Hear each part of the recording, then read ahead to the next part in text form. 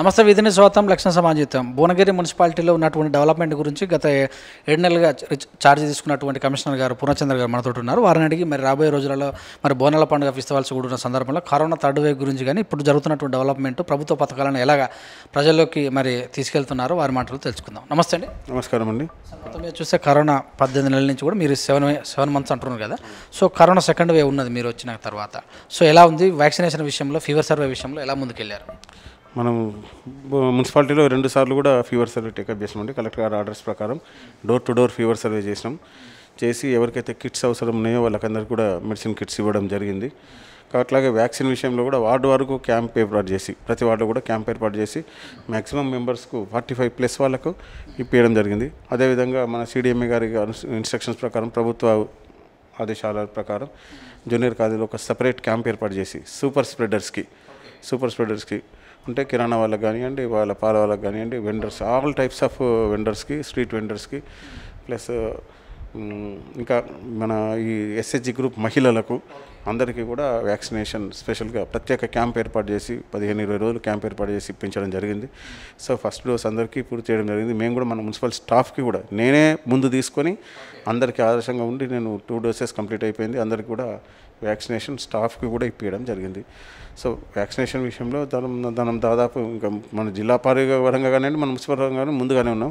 అందరికీ కూడా vaccination first dose, second dose దాదాపు ఇప్పుడు సెకండ్ డోస్ స్టార్ట్ అయింది.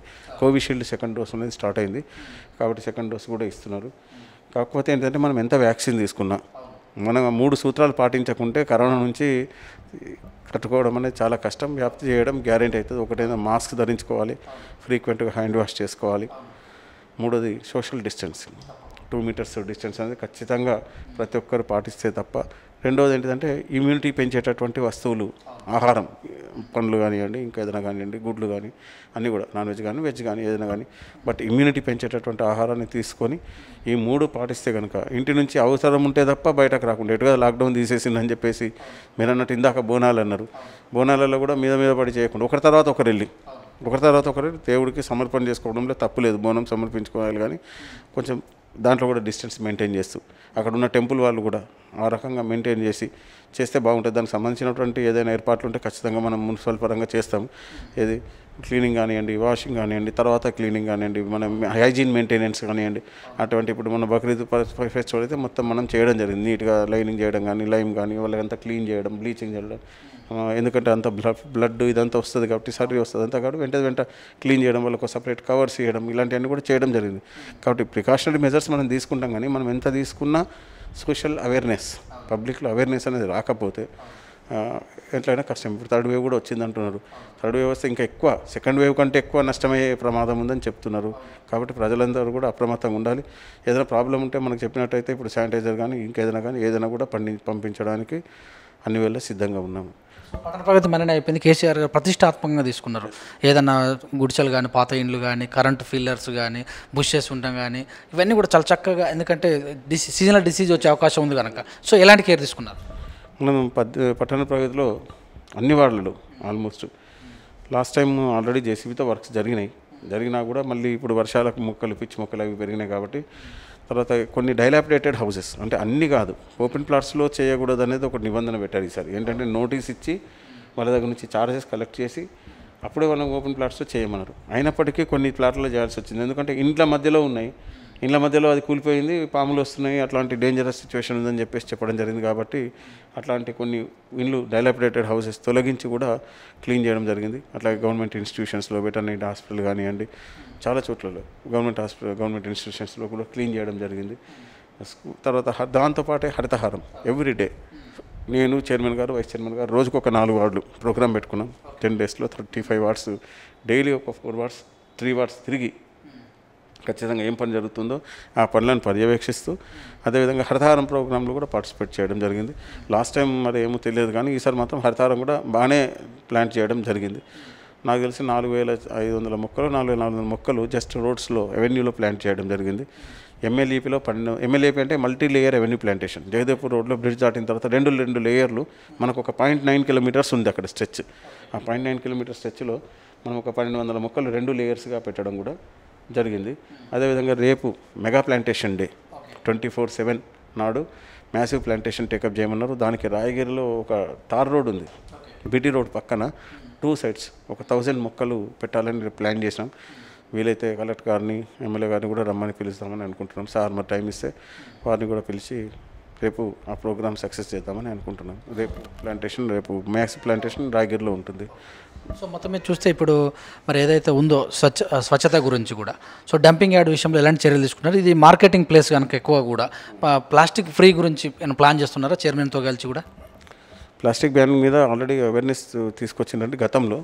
కాకపోతే ఈసారి ఏంటంటే నేను ఏమనుకుంటున్నాను అంటే దాని మీద లిటర్ ఫ్రీ జోన్ అనేది ఒకటి పెడదాం అనుకుంటున్నాను. Main road litter free zone boards పెట్టేసి అప్ టు 2000 ఫైన్ అని చెప్పేసి ప్లాస్టిక్ మీద కూడా రైడ్స్ జరిపి అసలు యాక్చువల్గా మన ఉద్దేశం పెనాల్టీ వసూలు చేయడం కాదు, యాక్చువల్ వల్ల అవేర్నెస్ తీసుకురావడం, దాన్ని బ్యాన్ చేయడం. కానీ తప్పట్లేదు కాబట్టి తప్పనిసరి పరిస్థితుల్లో పెనాల్టీస్ కూడా వసూలు చేసి ప్లాస్టిక్ మీద కూడా ఎస్డబ్ల్యూఎంస్ రూల్స్ ఎట్లా ఉన్నాయో పీడబ్ల్యూఎం రూల్స్ కూడా ఉన్నాయి, ప్లాస్టిక్ వేస్ట్ మేనేజ్మెంట్ రూల్స్ ప్రకారం కూడా మనం ప్లాస్టిక్ కవర్ చేసుకొని. అయితే సూర్యాపేటలో ఒక మిషన్ పెట్టారని తెలిసింది. ఏంటంటే దాని ద్వారా ఇటుకలు తయారు చేస్తున్నారు, ప్లాస్టిక్ను రీసైకిల్ చేసేసి. ఇండోర్లో ఉండేది చూసినాం మేము. అది చిన్న మిషన్, చాలా చిన్న మిషన్ ఉంటుంది. జస్ట్ దాంట్లో మనం ఈ ప్లాస్టిక్ వేస్తే కరిగిపోయి ఏం బ్రిక్స్ అంటే అవి ఫుట్పాత్ మీద వేస్తారు చూడండి, కలర్ టైల్స్ ఈ షేప్లో ఉంటాయి, బాదం షేప్, ఆ టైల్స్ తయారవుతాయి. కాబట్టి అది తయారు చేయడానికి నేను కూడా దాన్ని ప్లాన్ చేస్తాను. పట్టణ ప్రభుత్వం పెట్టా మొత్తానికి ఆ మిషన్ పెట్టేసి అది చేయడానికి ప్లాన్ చేస్తానండి. ఇక డంపింగ్ యార్డ్ అన్నారు, మన దగ్గర ఆల్రెడీ ఎస్టాబ్లిష్డ్ మున్సిపాలిటీ 60 సంవత్సరాల నుంచి మంచి డంపింగ్ యార్డ్ ఉంది. 2 డంప్ షెడ్లు ఉన్నాయి, 2 మాన్యూర్ తయారవుతుంది మన దగ్గర, కంపోస్ట్ తయారవుతుంది. అట్లాగే పొడి చెత్త తడి చెత్త వేరు చేస్తున్నాం. పొడి చెత్తకు ఒక సంఘం వాళ్ళు సపరేట్గా సెల్ఫ్ హెల్ప్ గ్రూప్ వాళ్ళు నెలకు దాదాపు 1.5 లక్షల దాకా సంపాదిస్తున్నారు దాని మీద. దాన్ని అంటే మనం చెత్త అంతా ఒక గ్రూప్గా ఉంటారు, వాళ్ళు సపరేట్ చేసుకుంటారు, సెగ్రిగేట్ చేస్తారు. ఐరన్ అట్టాలు సపరేట్గా చేసుకొని వాళ్ళు దాని మీద కూడా ఇన్కమ్ ఎర్న్ చేస్తున్నారు. మనం కూడా మాన్యూర్ అమ్మడం ద్వారా అంటే చాలా పెద్ద ఇన్కమ్ రావడం లేదు, కానీ మాన్యూర్ 10 రూపీస్ కేజీ లెక్కన అమ్మేస్తున్నాము. అమ్మేసి ఇప్పటికి 30 బస్సుల స్టాక్ కూడా ఉంది మన దగ్గర, మాన్యూర్ స్టాక్ ఉంది. సో మీరు డంప్ యార్డ్ కూడా చూడొచ్చు, మంచి గ్రీనరీ ఉంటుంది, చాలా బాగుంటుంది. అట్లాగే మన దగ్గర బయోమైనింగ్ కూడా జరిగింది. బయోమైనింగ్ అంటే ఏంటంటే లెగసీ వేస్ట్ ఎప్పటికీ ఎన్నో సంవత్సరాల నుంచి పడిన వేస్ట్ను వాళ్ళు మిషన్స్లో వేసి సెగ్రిగేట్ చేసి దాన్ని పౌడర్ లాగా చేసేసారు, మొత్తం స్మాష్ చేసేసిండు. ఆ పౌడర్ వాళ్ళకు రోడ్స్లో పనికి వస్తుంది, బ్లాక్ బీటీ రోడ్స్ లాగా బ్లాక్ కలర్లో వచ్చింది. అది తీసుకెళ్తారు. అది సెంటర్ సిడిఎంఏ గారి నుంచే హయ్యర్ లెవెల్లో టెండర్ జరిగింది. వాళ్ళు దాన్ని లాస్ట్ స్టేజ్లో కొంత ఉంది, ఇంకా మొత్తం అయిపోయింది, మ్యాక్సిమం అయిపోయింది, కొంత చేయాల్సింది ఉంది. చేసి దాన్ని వెయిట్ చేసి తీసుకెళ్ళడానికి వెయిట్ బ్రిడ్జ్ కూడా ఫిక్స్ చేస్తున్నారు అక్కడ డంప్ యార్డ్లో. ఎంత చేసినాము అనే దానికోసం, ఎంత వేస్ట్ మనం ఇది చేసినాం అనేది బయోమైనింగ్ చేసినాం.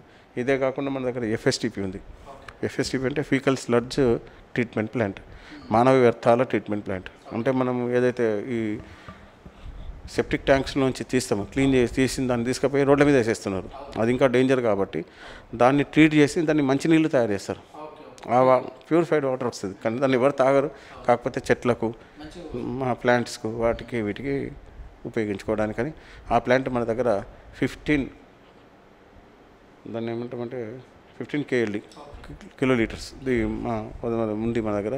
శుద్ధి ప్లాంట్ ఉంది, ఆల్రెడీ ఫంక్షనింగ్లో ఉంది. కాకపోతే ఏంటంటే పబ్లిక్లో అవేర్నెస్ లేక ఏంటంటే పబ్లిక్లో అవేర్నెస్ కాక ప్లస్ అట్లాగా ట్యాంకర్ వాళ్ళు ఎవరైతే తీసుకెళ్తున్నారో వాళ్ళు రెగ్యులర్గా మన దగ్గరికి తీసుకురావాలి. ఎక్కడెక్కడో తీసుకెళ్తున్నారని కొంత తెలిసింది. ఆల్రెడీ గజ్వేల్ రూట్లో ఒకరిని పట్టుకున్నాం మేము, గజ్వేల్ తీసుకెళ్తుంటే, వేరే మున్సిపాలిటీకి తీసుకెళ్తుంటే. అంటే ఎఫ్ఎస్టీపీస్ ఉన్నాయి, మన ఏరియా వాళ్ళు మన దగ్గరికి వస్తే ఎఫ్ఎస్టీపీ బాగా రన్ అవుతుంది. ఒక వీక్లీ 5-6 ట్రిప్పులే వస్తున్నాయని తెలిసింది, రన్ అవుతుంది. కానీ ఇంకా ఎక్కువ ప్రజలందరూ కూడా దానికోసం ఒక టోల్ ఫ్రీ నెంబర్ పెడుతున్నాం, 14441 సంథింగ్ ఉంది. ఆ నెంబర్ టోల్ ఫ్రీ నెంబర్ ఒకటి పెడుతున్నాం. ఆ నెంబర్ ఫోన్ చేసి ఆటోమేటిక్గా వెహికల్ వస్తుంది, తీసుకొని మన దగ్గరికే వచ్చేస్తుంది. సో ఆ రకంగా ఎఫ్ఎస్టీపీ ఉంది. సో చెత్త నిర్వహణ విషయంలో దాదాపు ఏం ప్రాబ్లం లేదు. 18 ఆటోస్ మాకు, 35 వార్డులకు 16, 2 ఒకటేమో సపరేట్. మనం అక్కడ హుస్సేనాబాద్కు ఒకటి సపరేట్ ఇచ్చినాం, అక్కడ వాళ్ళు ఆటో వాడుకుంటున్నారు. సో అంటే అది హ్యామ్లెట్ దూరంగా ఉంటుంది మనకు. అక్కడ వర్కర్స్, అక్కడ రిక్షా అన్నీ సపరేట్గా ఉన్నాయి. ఆటో రిక్షా చాలా నీట్గా daily door to door collection 100% ఉంది మన దగ్గర. సెగ్రిగేషన్ కూడా 40-60%. అంటే బ్లూ దాంట్లో బ్లూది, గ్రీన్ దాంట్లో గ్రీన్ వేస్తున్నారు. కాకపోతే ఏంటంటే 100% అవేర్నెస్ ఇంకా రాలే పబ్లిక్లో. రెండు కొంత మిక్స్ అవుతూ ఉంటుంది. అది మిక్సింగ్ అనేది చేయకుండా తడి వేరే పొడి వేరే ఇస్తే మనం బ్రహ్మాండంగా పొడి తడి సపరేట్ చేసుకొని మాన్యూర్ ఇంకా 100% చేసుకోవడానికి అవకాశం ఉంటుంది. సో పట్టణాలు అన్నీ కూడా కాంక్రీట్ జనరల్ అవ్వటం వల్ల చిన్న చినుకుకే మొత్తం కూడా వరదల్లాగా రావటము, లోతర ప్రాంత జలమయం అయిపోవటం. సో ఇంకుడు గుంతల విషయంలో ఎలా ముందుకెళ్తున్నారో, మరి డ్రైనేజ్ వ్యవస్థను ఇంకా పటిష్టంగా చేస్తానికి ప్లాన్ ఏమైనా ఉన్నాయా? ఇది మనకు 2-3 ఏరియాస్లో ప్రాబ్లం ఉందండి. ఒకటి హౌసింగ్ బోర్డు, అది ఎప్పుడో కట్టినటువంటిది, 70s కట్టినటువంటి అండర్ గ్రౌండ్ డ్రైనేజ్ సిస్టమ్. చాలా ఒక 200 ఇళ్ళకో 300 అప్పుడున్న ఎల్ఐజీ ఎంఐజీలో కట్టినటువంటి సిస్టమ్. ఇప్పుడు ఇండ్లు పెరిగిపోయినాయి కాబట్టి అక్కడ ఏమవుతుందంటే అక్కడ ఉన్నటువంటి సంపు మొత్తం నిండిపోయి అందులో ఉన్న స్లరీ అంతా ఎండిపోయింది కూడా. సో నిండిపోయి పైనుంచి వీళ్ళు వాడినప్పుడు మీరు ఆశ్చర్యపోతారు. మార్నింగ్ 8 o'clock ఎప్పుడైతే నీళ్ళు వాడతారో అందరూ వాడినప్పుడు అక్కడ విపరీతంగా ఇండ్లు వచ్చేసి అవి నీళ్ళలోకి వెళ్తాయి, బెడ్రూమ్స్లో వస్తుంటాయి, కిచెన్లో వస్తుంటుంది. వాళ్ళకి ఎక్కడ ఓపెనింగ్ ఉంటే అక్కడికి రివర్స్ వెళ్ళిపోతాయి. తర్వాత మళ్ళీ అంత వాడకం తగ్గిన తర్వాత స్లోగా వాటర్ వెళ్ళిపోతాయి. ఇప్పుడు ఇళ్ళలో కంప్లైంట్ ఈ వాటర్ వస్తున్నాయని కంప్లైంట్ మనకు ఉంది. దానికోసం మనకు TFIDCలో 1 crore ఉంది. అండర్ గ్రౌండ్ పైప్ లైన్ చేయడానికి TUFIDC ఫండ్స్లో 1 కోటి రూపాయలు శాంక్షన్ అయింది, కానీ అది క్యాన్సిల్ అయింది. మనకు 10 కోట్లలో 2 కోట్ల చిల్లర రిలీజ్ అయింది. ఇంకా 7 కోట్ల చిల్లర రావాల్సింది, 8 crores ఆల్మోస్ట్. దానికి కూడా లెటర్ పెట్టినాం గవర్నమెంట్కి. దాన్ని పర్సూ చేస్తే తెస్తే ఆ 1 కోటి రూపాయలతో అండర్ గ్రౌండ్ డ్రైనేజ్ అయితే హౌసింగ్ బోర్డు అంటే ఒక 2-3 వార్డులు 26, 10, 27 వార్డుల సమస్య సాల్వ్ అవుతుంది. అదేవిధంగా 26th వార్డులో ఒక ఇష్యూ ఉంది. 27th వార్డులో ఏంటంటే మొత్తం 3-4 వార్డుల 27 మీ వర్షం పడ్డదంటే మధ్యలో నుంచి వీడియోస్ కూడా వచ్చి ఉంటాయి మీకు. ఆల్మోస్ట్ 27వ వార్డులో ఎప్పుడు చూసినా అక్కడ అది మధ్యలో వేసిండు, చిన్న గల్లీలో పాతది, అది అండర్ గ్రౌండ్ డ్రైనేజ్. చిన్న వర్షం పడ్డా పైకి వచ్చేస్తాయి, వాటర్ వచ్చేసి రోడ్డు మీదకి వస్తాయి. సో దానికి ఒక 30 lakhs పెట్టాలని పట్టణ ప్రగతిలో కానీ లేదా ఇంకా ఏదైనా 15th ఫైన్స్లో కానీ ఏదో ఒక ఫండ్స్లో 30 lakhs పెట్టి అది చేయాలనే ఒక ఆలోచన ఉంది. అదేవిధంగా వసుంధర థియేటర్ పక్కన పెద్ద డ్రైన్, అది చాలా 5-6 వార్డుల నుంచి వస్తుంది. వచ్చేసి వసుంధర థియేటర్ పక్కన అక్కడ డ్రైన్ లేదేం లేదు, ఆ గోడ ఎంబడి ఓపెన్గా వెళ్తుంటుంది. సో దానివల్ల చాలా ఇబ్బంది ఉంది. అదొకటి. మొన్న ఒకటి 7th వార్డులో ఒకటి చూసినాం, 8th వార్డులో చివరికి వార్డు ఎండ్ ఆఫ్ ది వార్డుకు డ్రైన్ అక్కడ దాకా వచ్చి అయిపోయింది. దానివల్ల అక్కడంతా ఓపెన్ వాటర్ పోతున్నాయి. సో అదొకటి. అట్లాగే 33 వార్డులో ఒకటి కొండపై నుంచి నీళ్ళు వస్తూ పెద్ద స్టామ్ వాటర్ డ్రైన్ కావాలి, రోడ్డు మీదనే నీళ్ళు ఉంటున్నాయి, అదొకటి. ఇంకోటి జైదపూర్ చౌరస్తా మెయిన్, మీకు వర్షం పడదంటే మొత్తం ఒక చెరువులాగా అవుతుంది అక్కడ. అయితే అది ఎందుకోసం అవుతుందంటే అది రోడ్ వైండింగ్లో ఉంది. ఇప్పుడు మనకు రోడ్ వైండింగ్ ఉంది, రీసెంట్గా ఒక 15 కోట్లతో మనకు రోడ్ వైండింగ్ కాబోతుంది 100 feetకి. కాబట్టి రోడ్ వైండింగ్ అయినప్పుడు అక్కడ ఆటోమేటిక్గా మనకు కల్వర్ట్స్ వస్తాయి, 3-4 చోట్ల కల్వర్ట్స్ వస్తాయి. కాబట్టి ఈ డ్రైన్ ప్రాబ్లం పోతుంది అనే ఉద్దేశంతో దాన్ని డిలే చేస్తున్నాం. లేకపోతే దాన్ని కూడా ఒక పైప్ కల్వర్ట్ లాగా చేసేస్తే ఏమైందంటే ఈ డ్రైన్ పెద్దదైంది, అండర్ గ్రౌండ్ చిన్నగా అయిపోయింది. దానివల్ల ప్రాబ్లం అవుతుంది. అక్కడ ఈ వాటర్ పోక మొత్తం అక్కడ స్టోర్ అవుతున్నాయి, 1 గంట లోపల క్లియర్ అవుతున్నాయి. ఎవ్రీడే వర్షం పడ్డ ప్రతిరోజు ఈ సమస్య వస్తుంది మనకు జగదీపూర్ చౌరస్తాలో. సో అదొకటి. ఈ రకంగా ప్రాబ్లమ్స్ అని కూడా ఐడెంటిఫై చేసి పెట్టుకున్నాం. సో ఏ ఫండ్ అవైలబుల్ ఉంటే ఐదర్ పట్టణ ప్రగతి ఆర్ 15 ఫండ్స్లో చేయాలని ఆలోచన ఉంది. మీరు చూస్తే ఇంతకుముందుకు ఫ్లోరైడ్ వాటర్ తోటి ఇబ్బంది పడ్డ జనాలు కదా, ఇప్పుడు కేసీఆర్ గారు ప్రతిష్టాత్మకంగా తీసుకొని మిషన్ భగీరథ తీసుకొని వచ్చారు. సో ఎలా ఉంది భువనగిరి పరిస్థితి? 35 వార్డులలో ఎలా ఉంది వాటర్ పరిస్థితి? అంటే మనకు మిషన్ భగీరథ నుంచి ప్రస్తుతం పైప్ లైన్ ఉన్నా కూడా వాటర్ రావట్లేదు. ఎందుకంటే మనకు మిషన్ భగీరథ 90 ఊర్ల గ్రామాలకు నీళ్ళు ఆగిపోతున్నాయి. కాబట్టి మనం HMWS నుంచి తీసుకుంటున్నాం, హైదరాబాద్ మెట్రో వాటర్ నుంచి మంచి ప్యూరిఫైడ్ వాటర్ తీసుకుంటున్నాం. వాళ్ళకి మనం మంత్లీ 15 lakhs పే చేస్తున్నాం వాళ్ళకి, మున్సిపాలిటీ ఎవ్రీ మంత్. సో రూపాయి కనెక్షన్స్ అని కేసీఆర్ చెప్పారు కదా మున్సిపాలిటీలో అప్పుడు. సో ఎలా ఉంది కనెక్షన్ల గురించి ఎవరైనా ఇబ్బంది పడుతారు, దానికి ఏమైనా పైరవలు చేసే అవకాశం ఉందా? లేదండి, ఎందుకంటే మన దగ్గర అంత ఆన్లైన్ సిస్టమ్ కాబట్టి ఆటోమేటిక్గా వచ్చేస్తున్నారు. లోవర్ ఇన్కమ్ ఉన్న వాళ్ళేమో 1 rupee, అప్పర్ ఇన్కమ్ ఉన్న వాళ్ళు 100 rupees, ఓన్లీ 100. సో ఇవ్వడం జరుగుతుంది అందరికీ. కాకపోతే కటింగ్ ఛార్జెస్ దగ్గర ఇబ్బంది పడుతున్నారు కొద్దిగా. రోడ్ కటింగ్ ఛార్జెస్ ఎక్కువ ఉన్నాయి. సీసీ రోడ్ ఉందనుకోండి 3-4 వేలు అట్లా అవుతుంది. కాబట్టి కొంచెం అది ఇబ్బంది అనిపిస్తుంది, కానీ అది కట్టాల్సిందే ఎవరైనా road cutting charges. So connection దగ్గర ప్రాబ్లం లేదు. పథకాల విషయంలో ఎలా ముందుకెళ్తారు, మొత్తం మీద ప్రజల్లోకి ఎలా తీసుకెళ్తారు, ఎలా అవేర్నెస్ చేస్తారు ప్రజలకు? ఏ కళ్యాణ్ లక్ష్మి, షాదీ ముబారక్ లాంటివి ఆల్రెడీ అవేర్నెస్ కేసీఆర్ కిట్స్ అన్నీ ఆల్రెడీ పబ్లిక్లో ఉన్నాయి. కాకపోతే ఏంటంటే మనం ఇక స్థానికంగా మాత్రం మన ఎమ్మెల్యే గారి చేత మనం ఇక్కడ ఇవ్వడం జరిగింది, అక్కడ R&B గెస్ట్ హౌస్లో. సో ఆ రకంగా పబ్లిసైజ్ అంటే దానికి పబ్లిసైజ్ ఆటోమేటిక్గా అయింది ఆల్రెడీ. నేను కొత్తగా పబ్లిసైజ్ చేసేది జనరల్గా అయితే మన మున్సిపాలిటీ నుంచి ఏం టేకప్ చేయట్లేదు, వాస్తవంగా అయితే ఏం టేకప్ చేయట్లేదు. Because it already known to us and known to everybody. ప్రజలు ఎవరైనా మిమ్మల్ని కలవాలంటే టైం అందిస్తున్నారా? ఎవరైనా వచ్చి వాళ్ళ సమస్యలు మీకు తెలుపుకుంటాను? తప్పకుండా అండి, ఎవరు వచ్చినా కూడా నేను అవైలబుల్ ఉంటాను.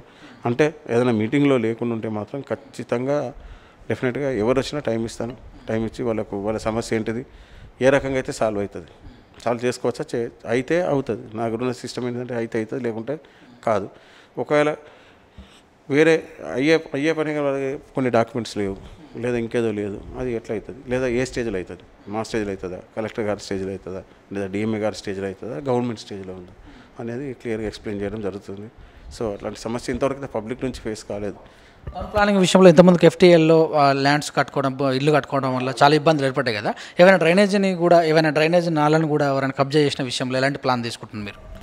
ఇంతవరకు అయితే అదేం రాలేదు. ఒక అర్బన్ కాలనీలో ఆయన నాలా అంటున్నారు, కానీ మ్యాప్లో నాలా లేదు. అది మ్యాప్ కూడా చూపించడం వాళ్ళకు తీసుకెళ్ళి కంప్లైంట్కు అడిషనల్ కలెక్టర్ గారికి అందరికీ కూడా చూపించినాము. అంటే మ్యాప్ ఏమిటంటే అర్బన్ కాలనీ 2 సార్లు రివైజ్ అయింది.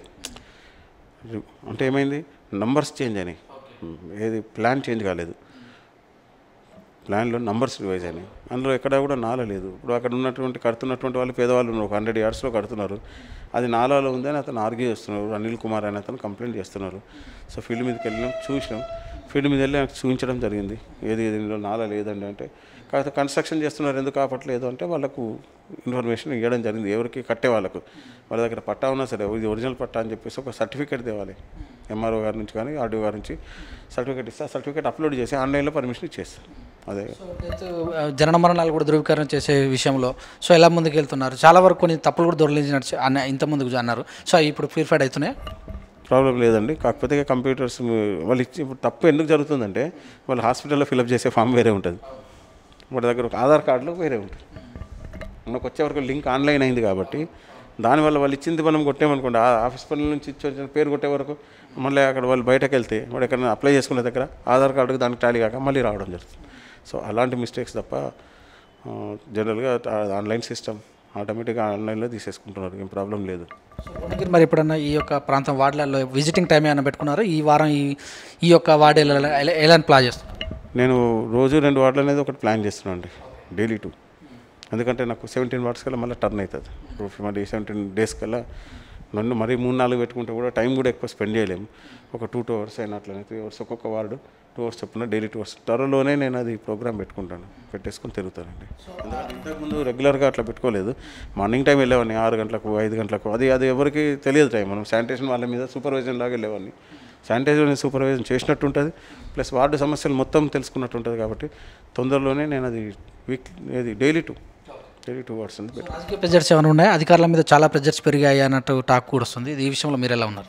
నాకు ఇక్కడ ఏం ప్రెషర్ లేదండి, ఇక్కడ ఎవరి గురించి కూడా ప్రెషర్ ఏం లేదు. ఏ స్థాయిలో కూడా లేదు, ఎమ్మెల్యే గారి స్థాయిలో కానివ్వండి ఎక్కడి నుంచి కూడా ప్రెషర్ లేదు. ఎందుకంటే సరే ఇక్కడ ప్రాబ్లం ఏంటిదంటే బాడీలో మూడు పార్టీలు ఉన్నాయి. 50% ఆఫ్ ది మెజారిటీ టీఆర్ఎస్ ఉంటాయి, 18 members, 17 members BJP and Congress ఉన్నారు. ఖచ్చితంగా కొంత ఏదన్నా కూడా ఎదురు మాట్లాడాలి, అపోజిషన్ అనే వాళ్ళు మాట్లాడాలి అనుకుంటారు. కానీ కాకపోతే ఏంటంటే సమస్య ఏంటిదో వాళ్ళకు కూడా తెలుసు. వాళ్ళకి క్షుణ్ణంగా చెప్తున్నాం, ఇది ప్రాబ్లం, ఈ ఫండ్ దీనికి ఖర్చు చేసుకోవాలి, ఈ ఫండ్ దీనికి ఖర్చు చేయాలి, ఈ జనరల్ ఫండ్లు ఇలాంటి పనులే చేయాలి, ఈ పనికి ఇక్కడ వరకు మనం వెళ్ళాల్సి ఉంటుంది టెక్నికల్ శాంక్షన్కు, లేదా కొన్ని శాంక్షన్స్ గవర్నమెంట్కే పోవాల్సి వస్తుంది. కాబట్టి ఆ రకంగా చెప్పడం వల్ల వాళ్ళు కూడా అంత కోఆపరేటివ్గా ఉన్నారు, ఎలాంటి సమస్య ఏం లేదండి. వైకుంఠధామాలను కూడా వనాలుగా తయారు చేయమని చెప్తున్నారు కదా, ప్లాన్ ఏమైనా చేస్తుంటారు? వైకుంఠధామాలు మన దగ్గర ఆల్రెడీ ఒకటి పెద్దది సింగనగూడెంలో రెడీ అవుతుంది. అయిన తర్వాత దాంట్లో గ్రీనరీ ప్లాన్ చేస్తాం ఖచ్చితంగా. అట్లాగే ఒకటి వెజిటబుల్ నాన్ వెజిటబుల్ మార్కెట్ ఒకటి అవుతుంది R&B గెస్ట్ హౌస్ దగ్గర 2 acres. అది కూడా 8.7 crores చాలా బ్రహ్మాండమైనటువంటి మంచి అసెట్ అది మన మున్సిపాలిటీకి తప్పకుండా అని చెప్పొచ్చు. ఎందుకంటే మెయిన్ రోడ్లో సెంటర్లో ఉంది కాబట్టి దానివల్ల కూడా చాలా ఉపయోగం జరుగుతుంది. ఎందుకంటే అన్ని మార్కెట్స్ ఒక దగ్గరకు ఇంటిగ్రేటెడ్ మార్కెట్ అది. వెజిటబుల్, కూరగాయలు, పువ్వులు, పండ్లు, ఫిష్, వెజ్, నాన్ వెజ్ మొత్తం, చికెన్, మటన్ అన్ని సపరేట్గా ఉంటాయి కంపార్ట్మెంట్స్. గజ్వేల్లో మీరు ఎప్పుడైనా వెళ్ళుంటే చూసి రావచ్చు. గజ్వేల్లో చాలా బ్రహ్మాండంగా ఉంది. అట్లా అంటే ఆ మోడల్లో దీన్ని డెవలప్ చేస్తూ కడుతున్నాము. అదొకటి మంచి అసెట్ అది. అట్లాగే ఇంకో నాకు ఐడియా ఏముందంటే పాత మార్కెట్ ఒకటి ఉంది మన దగ్గర, పాత బస్ స్టాండ్ దగ్గర. ఆ మార్కెట్ను కూడా 1 కోటి 2 కోట్లు పెట్టి డెవలప్ చేయాలనేటువంటిది ఒక ఆలోచన ఉంది. అంటే మార్కెట్ కోసం కాకపోయినా షాపింగ్ కాంప్లెక్స్ అయినా అట్లీస్ట్ రెంటల్ పర్పస్, ఇన్కమ్ పెరుగుతుంది కాబట్టి, మన యొక్క సొంత ఇన్కమ్ పెరుగుతుంది కాబట్టి మనం సాలరీస్కో దానికో దీనికో వాడుకోవచ్చు. కాబట్టి అదొకటి డెవలప్ చేయాలనేది ఆలోచన ఉంది. మీరు అన్నట్టు గ్రీనరీ డెఫినెట్గా చేస్తామండి. ఇది వైకుంఠధామం సింగనగూడెంలో అవుతుంది. అది కాకుండా ఇంకా 2 అవుతున్నాయి. రాయగిరి SC శ్మశాన వాటికి ఒకటి, తర్వాత హుస్సేనాబాద్లో ఇందిరమ్మ కాలనీ దగ్గర ఒకటి. 2 శ్మశాన వాటికలు కూడా పెద్దగా ఉన్నాయి. అంటే 1 crore డెవలప్ అవుతున్నాయి. వాటిలో కూడా గ్రీనరీ టేకప్ చేస్తాం. ట్యాక్సెస్ ఎలా ఉన్నాయి? ట్యాక్సెస్ ఎలా మీరు ప్లాన్ చేస్తున్నారు? ట్యాక్సెస్ మన దగ్గర 99% వస్తుంది. చాలా దాదాపు 100% అవుతుంది మన దగ్గర. ఎందుకంటే చాలా అవేర్డ్ మున్సిపాలిటీ, ఇది ఓల్డ్ మున్సిపాలిటీ, అని అవేర్నెస్ ఉంది కాబట్టి పెనాల్టీ పడుతుంది. అసలు 5%లోనే చాలా వరకు కడతారు. 5% రిబెట్ తీసుకొని చాలా వరకు 1 కోటి రూపాయల వరకు అప్పుడే కట్టేస్తారు. మనకున్న 4 కోట్ల 30 లక్షలు ఉంది. దాదాపు మ్యాక్సిమం కలెక్ట్ చేసేసాం 99%. ట్యాక్సెస్ విషయంలో ప్రాబ్లం ఏమి ఉండదు. భువనగిరి కిల్లా బాగా ప్రఖ్యాతిగాంచింది కదా, దీన్ని ముందు ఖచ్చితంగా పర్యాటక శాఖం చేయాలని చెప్తున్నారు కదా, దాని మీద మీ ప్లాన్ ఎలా ఉంది? అంటే దాని మీద అంటే మనకు అది పర్యాటక శాఖ సంబంధించి మన శ్రీనివాస్ గుప్తా గారు వచ్చారు. వచ్చిన తర్వాత దానికి ఒకటి ఏదో ట్రాకింగ్ ఇది పెడతామంటున్నారు. నాకు తెలిసి ఏంటంటే సరే అది వాళ్ళ డిపార్ట్మెంట్ ద్వారా చేసినా ఎవరి ద్వారా చేసినా రోప్వే చేద్దామనే ఆలోచన ఉందని చెప్పారు. అది కనుక చేశారనుకుంటే చాలా హైలైట్ అవుతుంది. ఎందుకంటే వరంగల్ వెళ్ళే వాళ్ళు, గుట్టకు వెళ్ళే వాళ్ళు, ప్రతి వాళ్ళు వచ్చి చేసుకునే అవకాశం ఉంటుంది. కొంత వాళ్ళకి ఇన్కమ్ పెరిగే అవకాశం ఉంటుంది. అట్లాగే మున్సిపాలిటీకి కొంత ఫేమ్ వచ్చే అవకాశం ఉంటుంది. డ్రాప్అవుట్ స్కూల్ పిల్లలు చాలా డ్రాప్అవుట్ అవుతున్న సందర్భాలు ఇక్కడ. సో మరి వాళ్ళని అంటే ఇప్పుడు ఎలాగో కరోనా సమయంలో మరి చాలామంది కూడా లేవు కదా, సో వాళ్ళ ఇంటర్నెట్ కనెక్షన్స్ కానీ వాళ్ళు చూస్తూనే ఉన్నాయి, ఎక్కడ చూసినా చెట్ల మీద కూర్చొని చదువుతారు, అట్లా అలాంటివి ప్లాన్ చేస్తారా? అంటే మనం అంటే ఎడ్యుకేషన్ డిపార్ట్మెంట్కి సంబంధించి కాకపోతే మన వరకు శానిటైజర్ చేయడం అంతవరకు స్కూల్స్ రేపు ఎల్లుండి ఎగ్జామ్ ఉంది సండే నాడు, ఈరోజే మీటింగ్ పెట్టారు గురుకుల్, శానిటైజర్ వరకు మనం చేస్తున్నాం. కాకపోతే ఈ ఎడ్యుకేషన్కి సంబంధించి ఏంటండి డ్రాప్అవుట్కి సంబంధించి మనకు జనరల్గా ఎవ్రీ ఇయర్ ఉండేది జూన్లో ప్రోగ్రామ్ ప్రతి మున్సిపాలిటీకి.